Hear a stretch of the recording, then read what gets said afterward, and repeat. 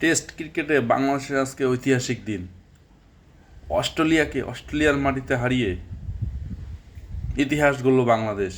মাত্র 57 রানের টার্গেটে ব্যাট করতে নেমে সহজ জয় পায় বাংলাদেশ। অস্ট্রেলিয়া তাদের প্রথম ইনিংসে হাসান মাহমুদের বোলিংয়ের তোপে মাত্র 198 রানে অল আউট হয়ে যায়। জবাবে ব্যাট করতে নেমে বাংলাদেশ তানজিদ হাসান তামিমের দুর্দান্ত শতকে 426 রান সংগ্রহ করে।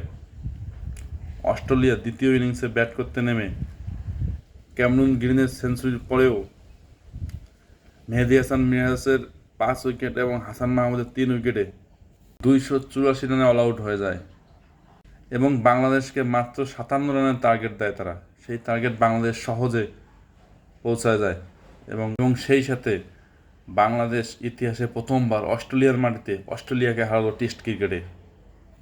যে দলটা প্রস্তুতি ম্যাচে ইনিংস হারছেন সেই দলটা অস্ট্রেলিয়ার জাতীয় দলকে টেস্ট ক্রিকেটে হারালো। এই জয়ে সবাইকে অভিনন্দন, বাংলাদেশ ক্রিকেট টিমকে অনেক অনেক অভিনন্দন। আশা করি দ্বিতীয় টেস্ট ম্যাচ জয়ে 2-0 বাংলাদেশ সিরিজ জয়লাভ করবে।